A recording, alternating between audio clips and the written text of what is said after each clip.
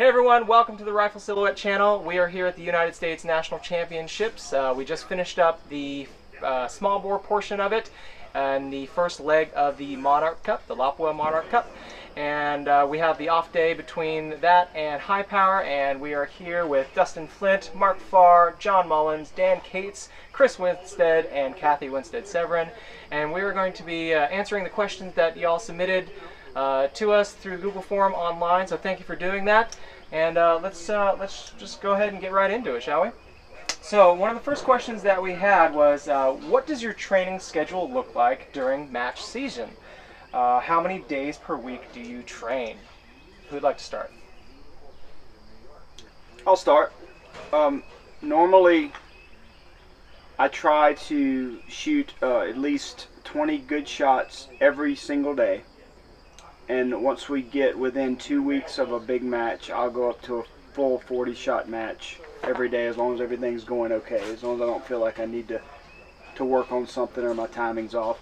And then try to get in a couple of club matches every month, or preferably 4. But I usually just, as long as I get in a 40-shot practice type match and everything's basically perfect on all 40 of those shots, I feel like I'm keeping my timing up. Now when you say 20 good shots, does that mean, let's say you shoot 40 shots but only 20 of them are good, No. or just 20 shots? The 20 shots is like if we're in the middle of the winter and there's nothing going on at all and I'm just trying to stay somewhat sharp. Gotcha. I'll grab my rifle and go do 20 shots. But I may go 3 or 4 days. At that time, I might go a week without doing anything if it's kind of during the off season. But usually for me, it's the 2 weeks before a championship match. I want to hone everything in and get it perfect, and I want to shoot at least 40 shots every day, and they need to be 40 really good shots hitting my spots every time. Cool. Mark, how about you? I like to try to go out at least during the heavy part of the shooting season, of course, but at least twice a week. I have to play the weather where I'm at. The wind is a big factor, the heat. But what I like to do is set up swingers. Again, I can see my hits. I've used paper a lot also. I go down and paint, but I'll shoot 15 usually at a chicken and move to the pigs, or vice versa. Sometimes I start on the turkeys. But I'll shoot usually a couple of boxes, so that's about 100 rounds. And what I like to do is shoot 5 shots at a time. And I get out my timer, and I'm big on affirmations and, visualizing things. So I tell myself I'm standing here at the Nationals. They just said ready, and I'll even say ready. I'll start my clock, look down at it, and okay, this is the fire, and shoot 5 shots like that. And just, it's all about a rhythm for me. Working that shot, maybe going through something like watching one of your videos and getting aggressive on the trigger, active on the trigger. So I'll just keep talking to myself, and that's what I enjoy doing, and that's what I do. I don't dry fire much anymore. Like I say, I love to live fire. And, I used to even have a spot where I could go just shoot chickens. And, if you don't have 100 meters and you've got somebody's backyard outside the city limits, of course, legally place to shoot is always good. But that, I shoot 40 chickens sometimes. But that's what I like to do, is visualize going through the scenario of a match, 5 shots at a time with a timer. Great. John? Well, first of all, I'm lucky we live in a spot where we get to shoot practically every weekend some kind of match, whether it's lever gun, small bore, and high power. As the seasons progress into the bigger matches, I'm kind of on the same plan like what Dustin does, about the last 2 weeks before you start amping it up. I'm constantly thinking about shots, visualizing. So if you don't get to practice, I will end the day doing that. So it's almost like you get to practice every day. But when it gets close to the bigger matches, I definitely shoot a lot more. And if the wind's up where we're at, then we end up spending more time indoors, like with the scat or something like that. Kathy? And I do, I really think quality over quantity is so important, which is everybody's answered before, and that's kind of the main thing we've seen. So I go out and do about 30 shots, at least 4 days a week, and just really concentrating on those good shots. Paying attention to everything, having everything to come together instead of going out and doing 200 shots just to get rounds down line is not not nearly as important as just working on those shots. Maybe even incorporate a few dry fires in there to make sure that you're doing everything right. It kind of gets your focus off knocking over the target or on paper. Make sure you're doing everything right once in a while to kind of double check yourself, and that's what I like. Just about 30 rounds, quite a bit. And then Chris, you have you actually have a kind of a theory on how often you should practice. I remember you saying once, 3 to maintain and 4 to improve. Yeah, it's 3 to 4 to maintain, 5 to 6 to get into improve your skills. Yeah, so pretty much every day is a better way to go for a short period of time than just once a week. It's kind of obvious. You don't need many shots, 10, 15, 20, just to keep that mind active on the shots you're taking. Take your one animal at a time and figure out what animal you'd like to work on and work on that animal. I personally think a turkey is the best one to shoot, to get used to, because it's the one you shoot and shoot offs. It's the one that's generally the hardest to hold. So recommend just practicing on a turkey if you can. If you can only do one, but if you can do them all, that's even better. Just have a nice swinger set with turkeys, every day for just a few minutes even. Well, it's interesting that you say, that the 4 to 5, concept, and to maintain and then to improve, because where I come from as a musician, being a band teacher, that was the same concept that we had on our instruments as well. And for me, I take a lot of music analogies and apply it to my shooting, and then sometimes I'll take my shooting and shooting skills and apply it to being a musician. So, no, it's interesting to hear you say that, and to hear that kind of goes across multiple disciplines. Well, both are fine motor control, not coarse motor control. So you're trying to get that subconscious mind working continuously instead of any conscious mind. Yep, absolutely. So Eric, yes. So Chris, if you don't have a place to live fire, dry fire, oh, always same thing. Yep, dry fires. I personally think dry fire teaches you more than live fire, but it's sure not as much fun. Yeah. My favorite way to train the junior shooters was 2 dry fires and then 1 live fire to reinforce your 2 dry fires. So if you can dry fire, I prefer it. Okay. Yeah, most of my practice is dry fire or my air rifle in the backyard. Gotcha. Well, when you guys do train, what skill focuses does a typical training session consist of? What's your, I would say, one main focus during your training sessions? Kathy? Probably recently, I would say being active on the trigger, kind of connecting. When I used to be on the U.S. team, Sergey would say, connect your brain to your trigger finger, and I think that's so important to be active, and when you see the spot to make that shot an active, good shot. John? I guess I'm kind of weird because the more I shoot, everything just starts falling into place. So I just start shooting a lot, and it just starts getting better every time. Dustin? Well, I think it's important to know what the good shot looks like, and as long as you're making those really good quality shots, you're focusing on a spot and you're hitting that spot.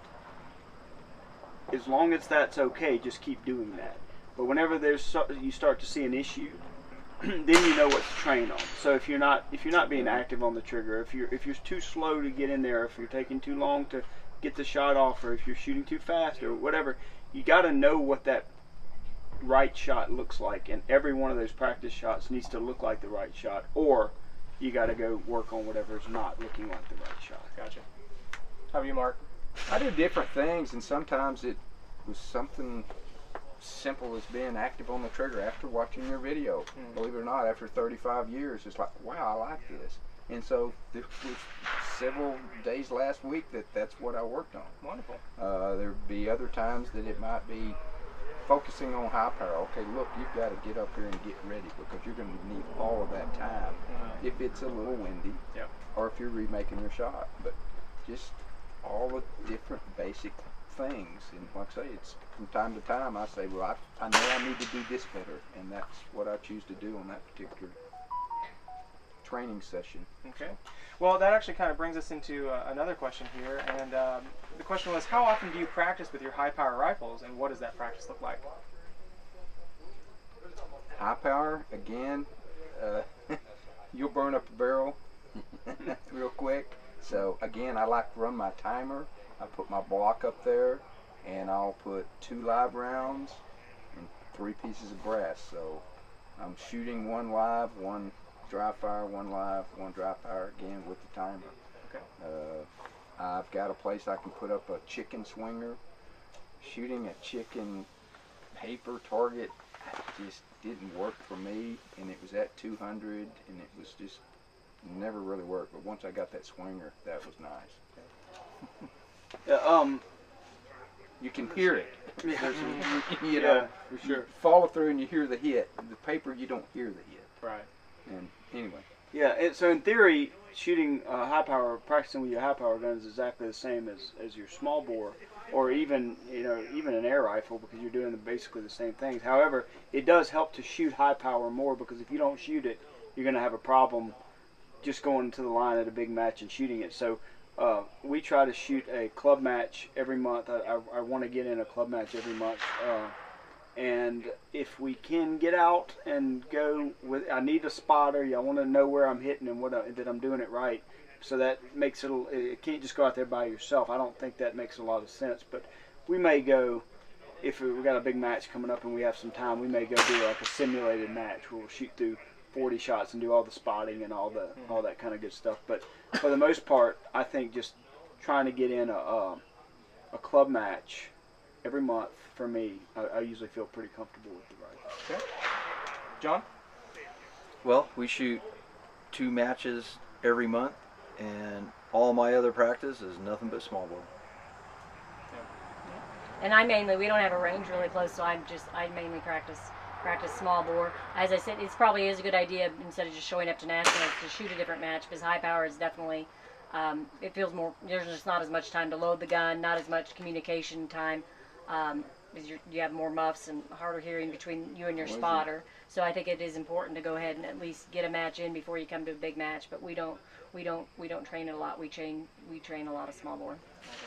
And another quick thing on high power is if you're not getting a chance to shoot club matches and you're really just going to be practicing and coming to a big match, remember you're going to be shooting black targets rather than white targets. So it makes good sense if you're going to go paint your targets black and shoot those. I do that a lot. Practice on the target. Yeah, even if you shoot your a small white bore target in my gun. life. Yep. Really? No, not with high power. I've Well- never seen one. It's always black. So this next question is actually for our spotters. And when spotting, what should I be looking for through the spotting scope, and what information should I give to the shooter? Dan? First thing I'd tell you is to give to the shooter whatever he or she needs. The spotter has to bring something to the game. If you're not bringing anything to the game, if you're not helping your shooter, you need to do a better job. Some shooters want to know everything. They want to know the conditions. They want to know where they're hitting. Others just want you to show them a point on the spotting board. So you need to provide the shooter what he or she needs. And I think the other thing that I would tell you about a spotter is you need to make sure that when you tell your shooter something, that's what you actually saw. You never want to have your shooter make adjustments based on what you thought. So be sure about what you're saying. Be sure about what you tell them. And if you're not sure, tell them that. Tell them, yeah, Yeah. absolutely. It's, if you're not sure that this is where it is, this is what I think. And you need to be communicating with the shooter, because the shooter tells you where he or she broke the shot. You tell them where the shot landed. And then you can make decent adjustments. Without one part of that equation, nothing ever works. Chris? Yeah, the good point is trying to spot chickens in small bores. Like, it's a guessing game. It's which way it's spun, whether it hops straight up, and very seldom does your shooter really nice to you and shoot it and put it on the bank behind you with it showing. Then you know for sure. But unless you're used to the spinning and toppling, it's pretty tough to always call a chicken where it hit. So a lot of times I'll tell Kathy, I didn't see that one. Sometimes even on the rams, they go so quick without a bullet splatter, they probably nicked it on the nose. So you can say it was chest side, and that's about all you can say, and you can go there. But when you're communicating with your shooter, first thing is, my job is to watch the conditions, to see what's going on, what the wind's doing around. And then I'm communicating to the shooter what they want me to tell them, whether they're having trouble following through or they only need to go for a spot, everything is going good. And I'll tell them an exact spot on a target where I want them to aim, whether it's in the center, the breast, or the chest. I tell them a spot. I'll see a spot. I'll say shoot the left side of the splatter, or I'll find a little chip and I'll have them aim at a chip. But it's generally at a point where I want them to hit the target. It's just communicating with your shooter. Some shooters want you just to do a spot like Dan said here, and that's very easy. But when you're really spotting, you're their coach. You're making sure that they're staying on target. You're making sure that they're hitting those spots. And so a spotter's game is actually almost more fun than the shooting. So I enjoy it. To add to what Chris said, just making sure that they're on the right target. Yeah. Like John said earlier, if I tell John you need to shoot at the third chicken, the one with the bullet mark in the center, and he's looking at what he's seeing doesn't have a bullet mark, obviously one of us is in the wrong place. And but that happens, and that's what we need to do. The other thing is, like Chris said, you're a coach. You got your chicken settings in. Right. Did you change to pigs? Those we all have made that mistake, and that's my job, is to make sure that those things get corrected. If there's a distraction, if one of the line officers comes up and says something, it's my job to answer that. His job is to shoot. My job is to take care of all of the peripheral stuff. Fantastic. Thank you, guys. Thank you. And Danny always tells me, like on the chickens, if I shoot them in the middle, they're easier to call. Yeah. He does the same thing. Yeah. A low center hit just is a whole lot easier to see. I mean, yeah. And when they shoot them in the center, it's spotting's easy. Yeah. It's those edge shots that kill you.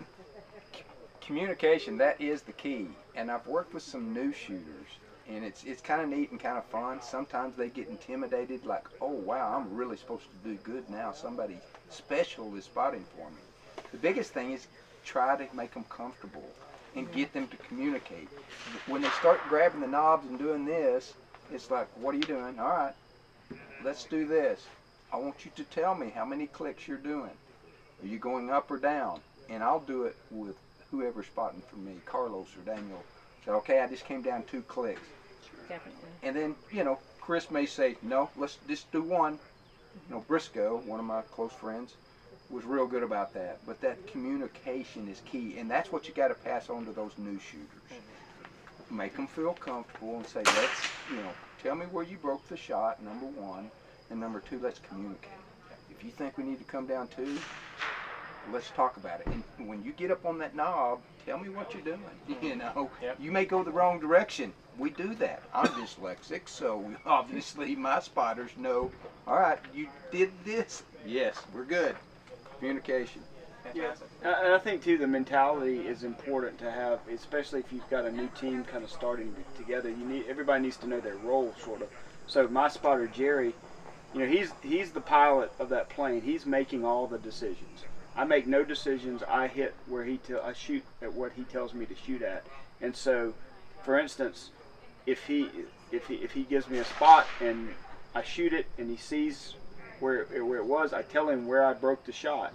he's going to make a decision whether I need to make an adjustment because he saw what happened. So, you know, I tell him where I broke the shot. He may tell me, come down half a minute. And I do it because I trust him. And I do what he tells me to do because he's doing the thinking there. My job is to do nothing but shoot at what he's telling me and then communicate anything that he cannot see. And then he's going to tell me what I need to know, not his whole entire thought process. I see a lot on the line of people telling the shooter where the wind's coming from and everything they see out there. I don't think that's a good idea. I think that the spotter needs to process all that stuff and then tell the shooter the information he needs to know or she needs to know, which is where to try to break that shot. Okay, great.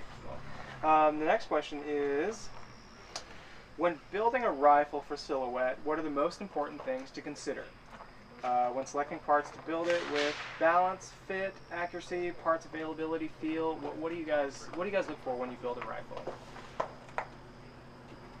Stock, action, barrel. I mean, those are key things. Yeah. Availability is the biggest problem. Yeah, let's pound that back in the dirt. But yeah, stock is really the most important. And I sell stocks, and I'll tell them real quick, look, this one does not have the higher comb. This one has more of a rollover comb. Do you like cheap pressure or not? And a lot of times the newer shooters don't know, so I try to help them and say, well, let's look at this. Or let's go look at this trigger blade that so-and-so makes, or scope rings, you know, height. You know, getting that rifle to fit you is key.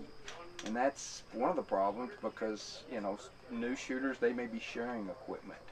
And they're forcing themselves into shooting something that doesn't fit. You know, the young kids, you know, they may have something that's really weird because it's too long. Right.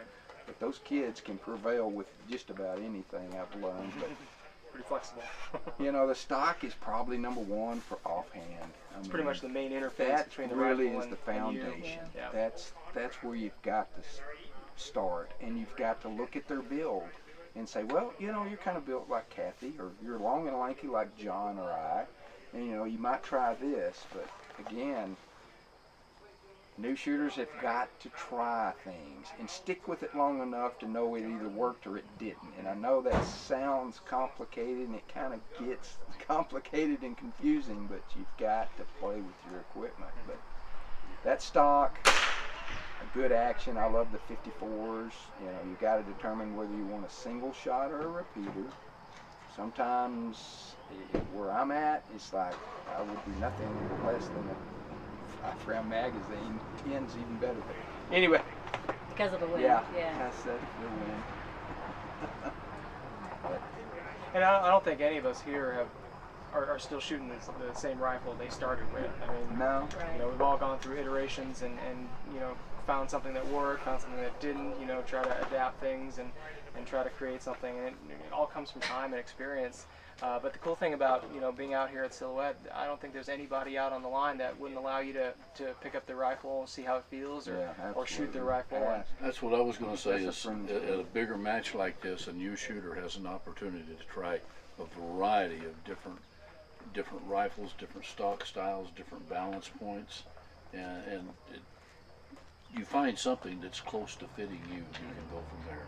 Well, key, ask that so-called dumb question. When they say, well, I've got a really dumb question. No, I've already answered, or I've already asked all those, that's why I've got the answer. But ask the question, and don't be afraid just to go talk to shooters. Meet new friends. I think number one on a rifle is the trigger. To me, that's the top thing, and then I would say the second thing is the stock, and then probably the third thing is the barrel, getting the right balance on the barrel, and then, you know, it's nice to have a nice action, but there's a few good actions out there. It's got to be what's in their budget. And Yeah, sometimes that's the hard part too. And one thing I will say about changing equipment or trying something new, like a new scope or whatever, for me, if I'm going to change it, if I'm sure enough to change it, it's a year. I'm using it for this year. So if I'm going to go to something different, I'm not going to go out there. I'll see people, they'll change something, they'll go shoot one match. It wasn't up to they look at their score, and then they're like, oh, well, that must not have worked. And then they go change it. It's like, well, that's not necessarily what made you shoot that score that you didn't like. Right. variables there. Yeah. Yeah, definitely. I think you need to, and just get comfortable with it. If you're always changing it, you can't get comfortable with it. I think as a woman too, or I have smaller hands, so I'll pick up one. And I think the pistol grip, if it's, I think that's important too. That if it's just like, that's an important thing to look at for me. And then of course the length being short. Those are two important things on the stock too. And then we shoot the same trigger in all the guns. We don't switch. We Yep, don't, good we don't idea. even in high power, we don't switch from a 6 ounce to a 2 pound, and I think that's good for a mental. We stick with the same trigger on everything. How many of you guys actually shoot 2 different rifles for small bore? Nobody. Keep it stupid simple. Yeah, keep it all the same. Same gun. Overall, we got a lot of different guns, but Right. Yeah, for small bore, it's all the same gun. yeah, the Anschutz trigger works real good on my lever guns, by the way.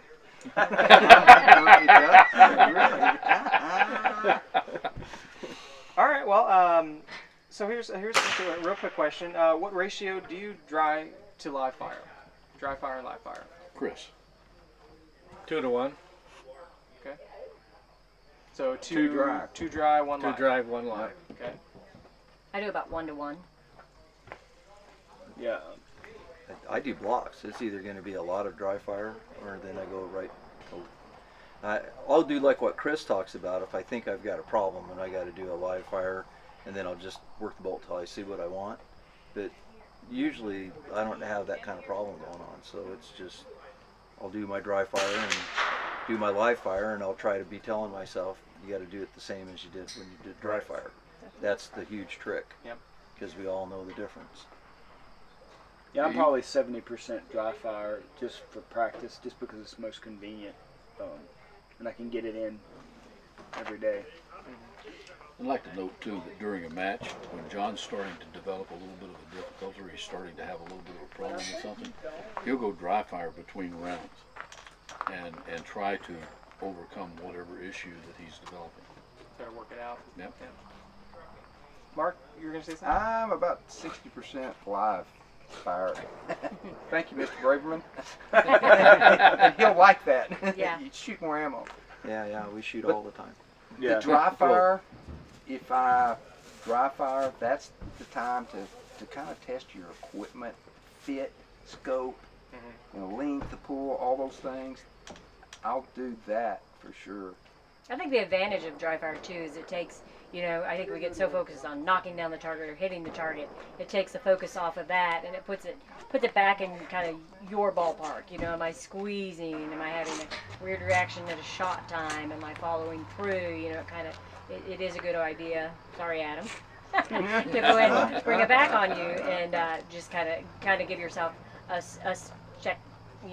A check that you're doing everything, because you can see all those little things that you don't normally notice if you have around. And if you really want to be tricky, Dad'll sometimes, you can have somebody down there, if you're having a big problem, you can have somebody down there with you and like either load or not load the rifle. So they might have a dummy in there, or they might have a live round in there, and then you can really see what you're doing when you physically don't know what's in the gun. Anticipating a recoil. Yeah, that'll Yeah. really Even with a 22. yeah, that'll really show. And what we're all show talking about is maintenance right now into shooting. When I made up my mind I wanted to get good, I went down, got tested, bought 4 cases, had it shot up in 1 year. Me and Danny working together, and I was good at the end of that 1 year. Yeah. 4 That or was 5 how it days happened. a week, every week Oh my for gosh. a year, we shot. He shot, I spotted. He shot, I spotted. That's all we did. But that's how I Every did it. I day. did it in 1 year. Yep. I did a And- similar thing too with an air rifle. I burned up, I think, 3 springs and a TX200 in a year when I first started, Oh, just wow. doing it. I would say if you want to get good and you're kind of at the beginning part of that, you got to really sell out and you got to go. You really have got to shoot a ton to get to where you want to be before you just start maintaining. I mean, you got to really be committed to Yeah, you got to make the spending a commitment. ton of time. Okay. Like Chris was talking about spotting chickens. I actually sat down for days and had John shoot chickens in different places while I would watch where they would go and try to learn, if it does this, this is what it means. Kathy, how much did you shoot at the beginning in running target? all the time. I would shoot like 400 a day. 400 rounds a day. We had 4-hour training sessions. You'd have to train 20 hours a week. That's required. So Yeah, yeah, 'cause- I put a lot of rounds down range. She'd run about 2,000 rounds a week Right. in air rifle running target. Yeah. Yeah. So really, what we're saying is we've got this broad base that we built by doing all these shots fired, and now we're up here, and now we just do the maintain. Is what we're doing. But to get that, you got to do this part first. Build that foundation. Yeah. You got to shoot a lot. Absolutely. Next question is, when you find yourself shooting poorly in practice or in competition, what do you do to turn it around? Any specific techniques? Is there any guidance from your spotters? For me, it's mind over matter. If it's something that matters to me, I'm going to work through it. Yeah. And I'm just hell-bent and determined. It was like you guys shooting 400 rounds or 200 rounds, 4 cases. I just bound and determined that, I'm going to fix this. And I can. Like I said, at a match, if John's starting to have a problem with something, he'll go out and dry fire during the match to work his way through it. Yeah, I think in practice, if there's something that I'm seeing that needs correcting, I'll correct it. Whatever it, okay, and I know enough about myself shooting that I know how to correct almost everything that I tend to do, most of my problem. In competition, I think there's all kinds of tricks that we come up with, and most of it's up here. I know this week, at the last match, I really had to bear down on just focusing on my spot, and I wanted to see the bullet hit the target because I felt like I wasn't following through quite as well, and I just wasn't laser focused enough on it. So I just told myself, you're going to see this bullet hit this target every single time, and it really helped, and it just kind of it upped my focus just enough to make it work.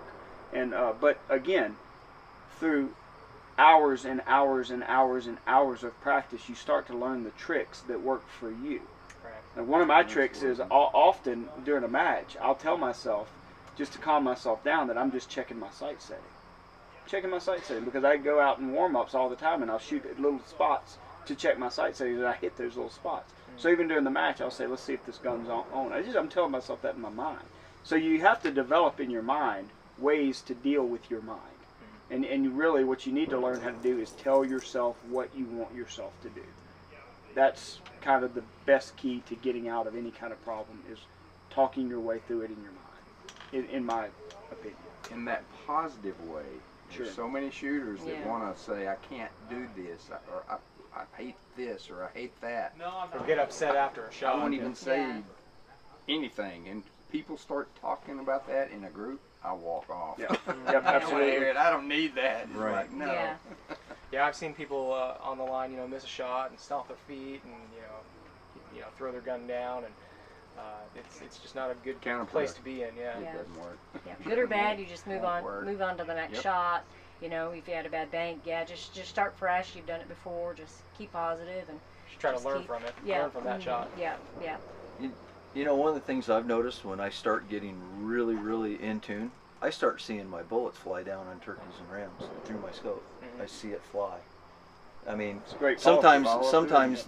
the light shines off of it, but like sometimes it's just like a little dart thing that's doing the little arc and going to the target. But I mean, when I'm shooting my best, I'm seeing that, and it's kind of cool. Chris, what kind of information do you give to your shooters when they are getting into a little trouble? Well, I'm always, after we come off the line, even this weekend, it's always like, what am I going to do to help them on the next relay? What am I going to do to help them through the next relay if they've just had a bad relay? And it's always just trying to stay positive, because they've done that practice and there's some little tweaky thing. Sometimes I'll find my shooters, Kathy and Eric, not following through. Kathy and Eric. And it kind of is upsetting when you're telling them to follow through and they don't. So you're wondering whether you should cattle prod them or beat them or just Shot be caller. nice to them. Yeah. And you generally just be nice to them even though you want to.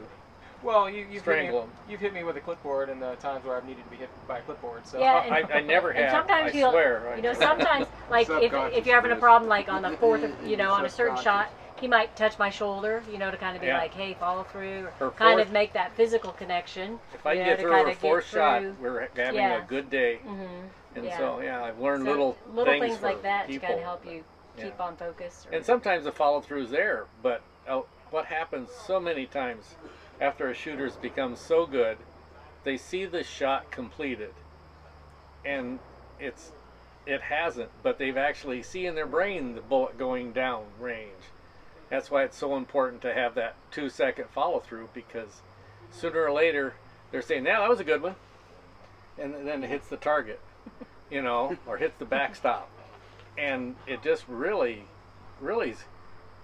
it's a mental game, because you have to maintain that follow through, because both these two, when they had that good shot, they were still there, and I could come over and look at them and they're still holding the gun. If they're like this looking at me, I know they didn't have a follow through.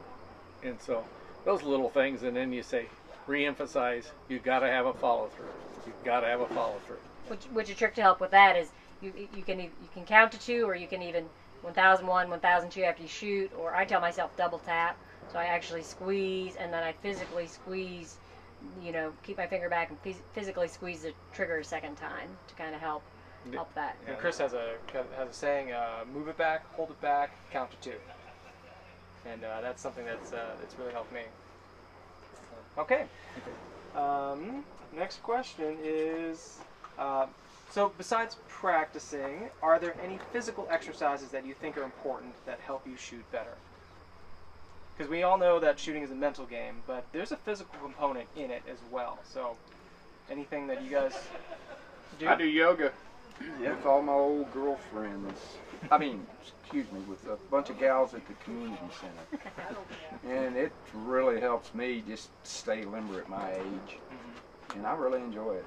So that's what I do. I walk biscuit a lot. That helps. Yep. But yeah, some kind of physical moving will help. Sure. Yeah, I think cardiovascular exercise is really important. Absolutely.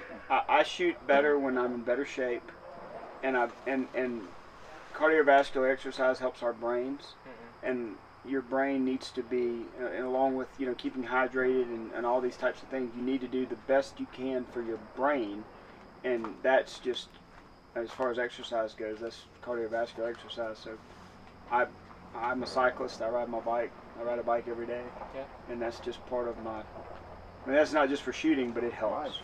Yeah. Well, I think people sometimes forget that shooting is an athletic event. Absolutely. And you do need to have, some physical ability, and you do have to be in some sort of shape to do well, or to shoot at your peak, performance. And John, do you have any insight to that?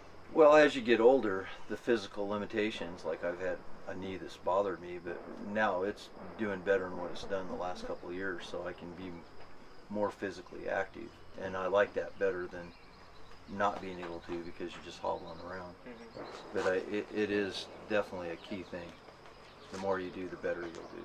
Yeah.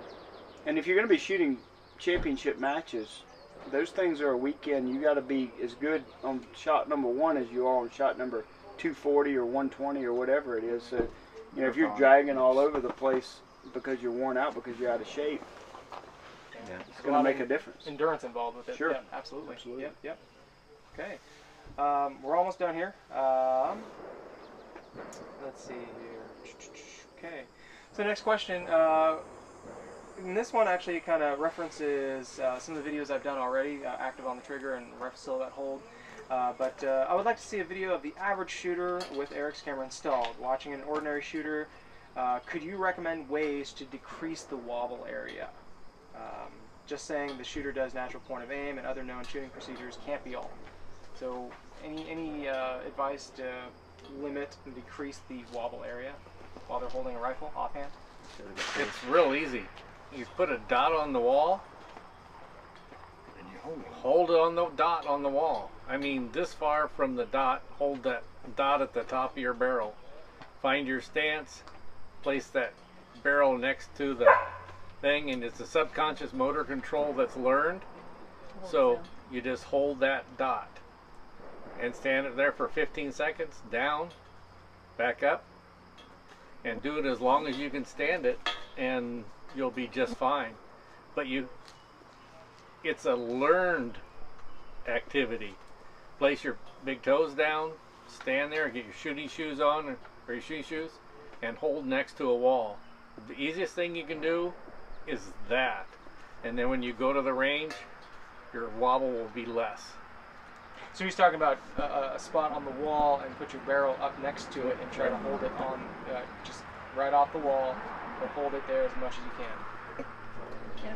And he said shooting shoes, like flat shoes. You know, a lot of people market flat shoes, like the skateboard shoes and stuff. And another thing that helps with your hold too is if you pull the gun tighter into your shoulder. And of course, everybody wiggles. I mean, you don't get up there and just like, we just don't get up there and just set right in the middle of the target and shoot. So even, you know, all the master shooters move too. So just being able to work through that hold and, you know, doing things to minimize it, but you're still going to wiggle and just being able to work through that. Mm-hmm. I think that visualization is a really important tool to limiting your movement. If you will think about a realistic sight picture, what you want to see. Don't just visualize yourself holding like you're sitting on a bench, but visualize yourself. I do that a lot, like drilling down. I call it drilling down on a spot where my hold is getting smaller and not as fast, slower.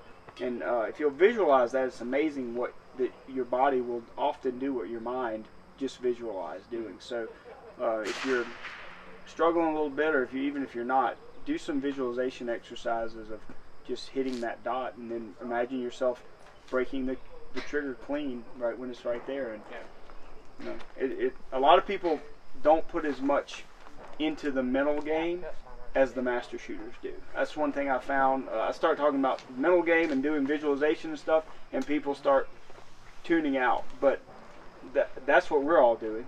So, you know, it helps. So this next one, it's more of an observation. This person writes, a lot of silhouette shooters are hunters or from another discipline.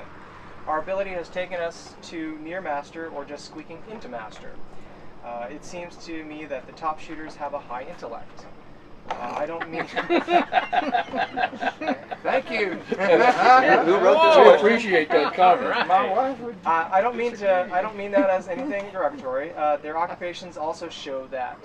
Now, my observation is that this intelligence allows them to talk themselves out of a bad shot or into a great shot. Are there any special mental techniques to help them make more great shots?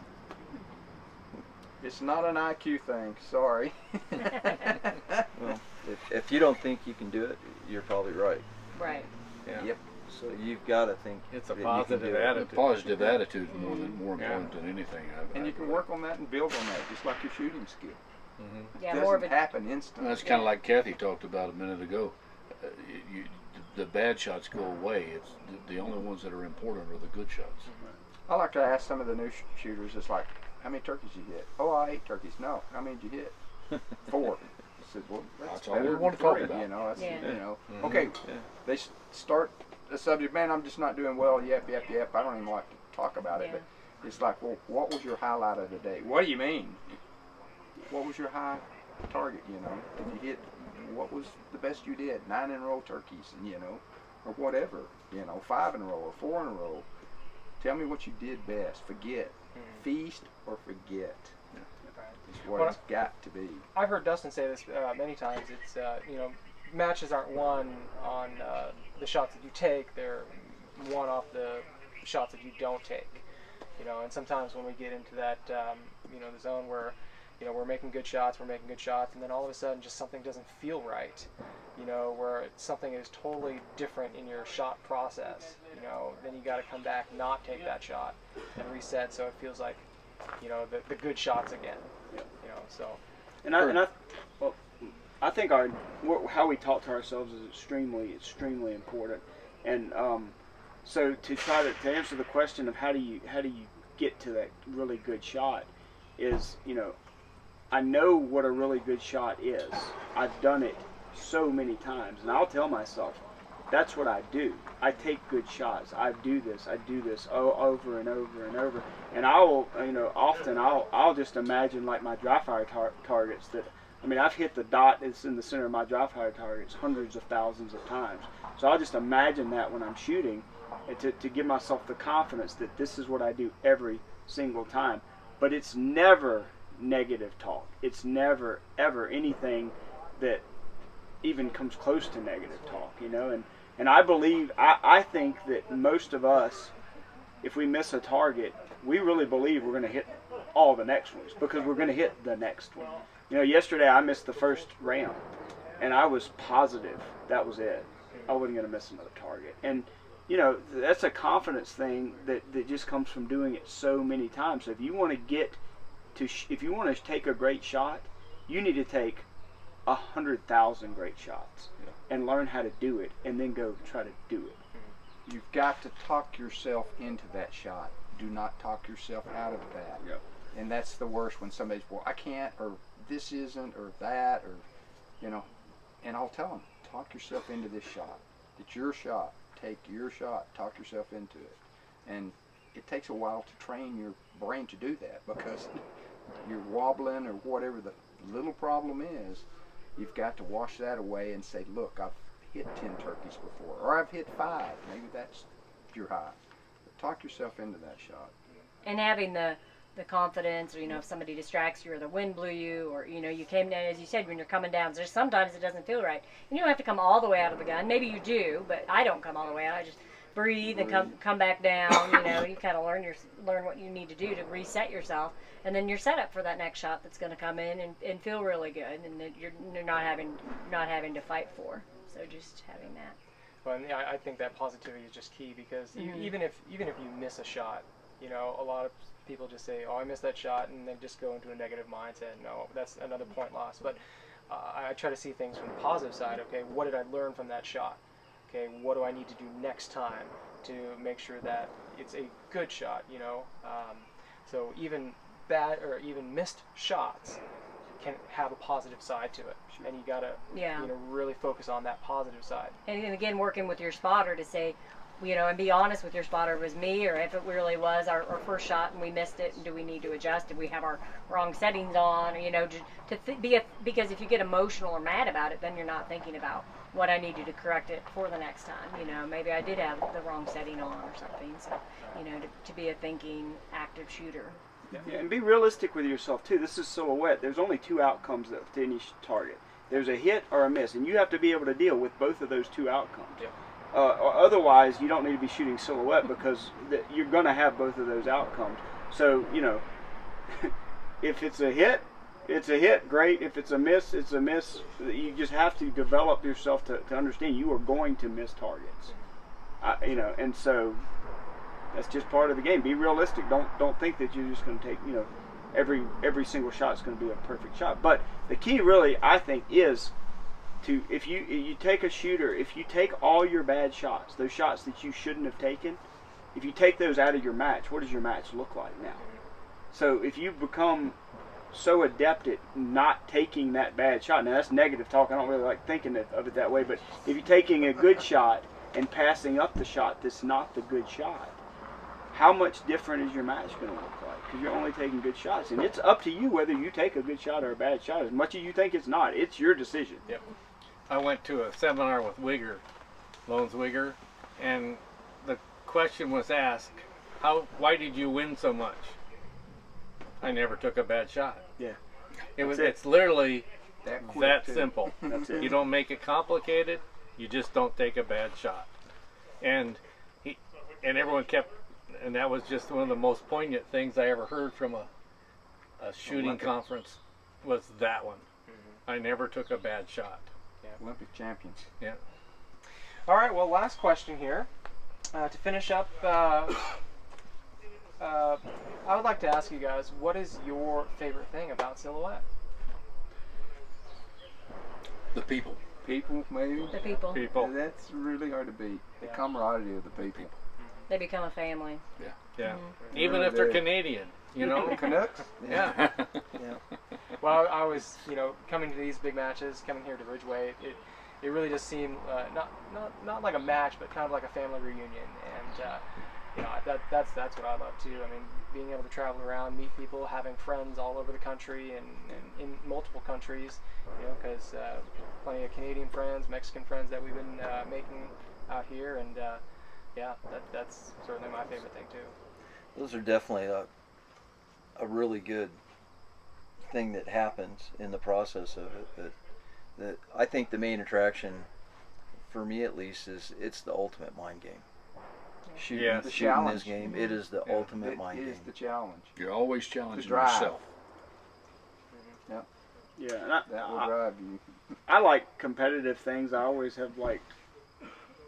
I like keeping score and competitions, so that's a lot of fun to me. But mostly, you know, it's really nice to get to see all of your friends together and talk about things that you really like. It's of Things course you love. here at Should be Ridgeway shooting. Rifle Club this week has been the best I've ever seen with that. So All right, well, Is that a monarch? a monarch. There's a monarch, guys. Wow. Yeah. Wow. Well, that sounds like an Yeah. end. Sign. Oh, It's a right sign. there almost. Yeah. All right, well, hey, I want to thank all of you for being here and helping our viewers answer some of those questions that they have. And Thank you, Eric. you know, we hope that this has helped you out a little bit, and we hope to see you guys down in Mexico for the second leg of the Monarch Cup, September 17th and 18th, down in Saltillo, Mexico.